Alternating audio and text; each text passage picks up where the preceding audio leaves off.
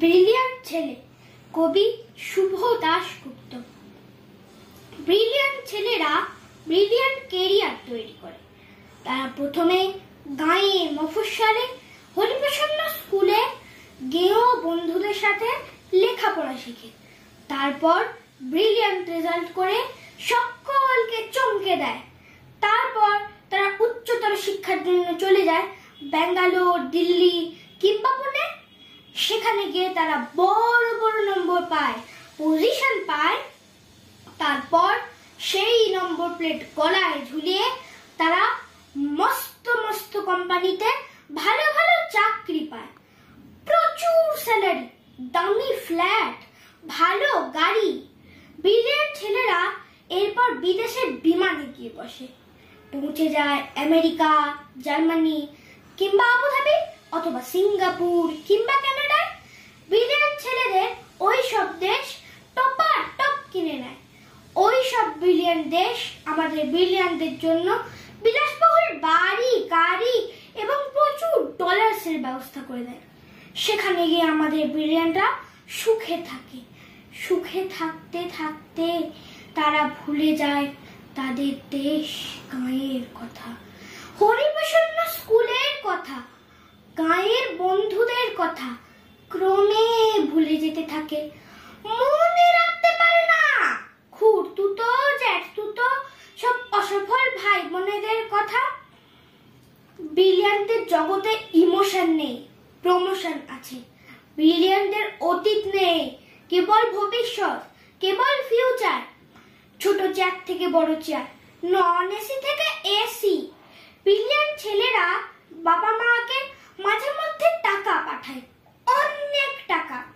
সেই টাকা পেয়ে ব্রিলিয়ান্টদের বাবার মুখে ফুটে ওঠে হাসি, মায়ের চোখ ভরে ওঠে জলে। ব্রিলিয়ান্টরা এই ন্যাস্টি ইন্ডিয়াতে আর ফিরে আসতে চায় না। এত ভিড়, এত ধুলোকাদা, এত করাপশন, এসবের মধ্যে তাদের গা ঘিন ঘিন করে। তবু যদি কখনো আসে, অনেক ফরেন জিনিস নিয়ে আসে। মায়ের জন্য এটাই চাদর, বাবার জন্য ফ্রান্সিস সিগারেট, সঙ্গে জাপানি লাইটার। আলো জ্বললেই যা থেকে টুং টাং করে বাজনা বেজে ওঠে। ব্রিলিয়ান্টদের ব্যাপার স্যাপারই আলাদা। ব্রিলিয়ান্টদের ব্রিলিয়ান্ট বানিয়ে তুলতে কেরানি বাবাকে যে কতদিন কর্মক্লান্ত দুপুরে টিফিনে একটা চাপা কলা কিংবা 1 টাকার শুকনো মুড়িতে পেট ভরিয়েছেন। কত কাল যে মা কোনো নতুন শাড়ি কেনাকে বিলাসিতা মনে করে ছেঁড়া শাড়িতে দিন কাটিয়েছেন। এসব তথ্য ব্রিলিয়ান্টদের ল্যাপটপে থাকে না। ব্রিলিয়ান্টদের ল্যাপটপে নায়াগ্রা দুরন্ত জলোচ্ছ্বাস কিংবা ভিসুভিয়াসের ছবি থাকে। এই শ্যামল বাংলার নদী, গাছ, বর্ষার মেঘ, এসব ভাবি যে সেখানে ইনসার্ট করা যায় না। ব্রিলিয়ান্টরা সদা ব্যস্ত, ভীষণ ব্যস্ত। তারা সঙ্গীত শোনে না, তারা গল্প বা কবিতা পড়ে সময় নষ্ট করে না, তারা আকাশ দেখে না, বৃষ্টিতে তাদের মন খারাপ হয় না। তারা কেবল কাজ করে, কেবল ব্যস্ততায় ডুবে থাকে।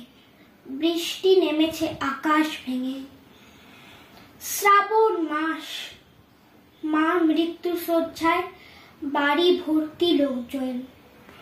অসুস্থ বাবা বারান্দায় চেয়ারে বসে আছেন শূন্য চোখে। ডাক্তার জবাব দিয়ে গেছেন। গোটা বাড়িতে এক অদ্ভুত নিস্তব্ধতা।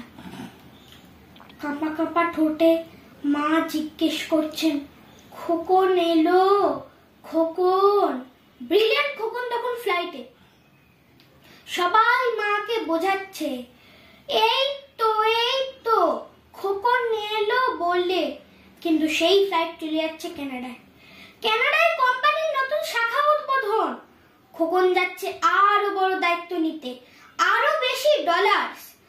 এখানে এই পোড়া দেশে ব্রিলিয়ান্ট খোকনের মা ছেলের মুখ না দেখে শেষবারের মতো চোখ বুঝলেন। আমরা এখন ঘরে ঘরে সবাই এমন ব্রিলিয়ান্ট ছেলে গড়ে তুলতেই ব্যস্ত। সকলে নমস্কার।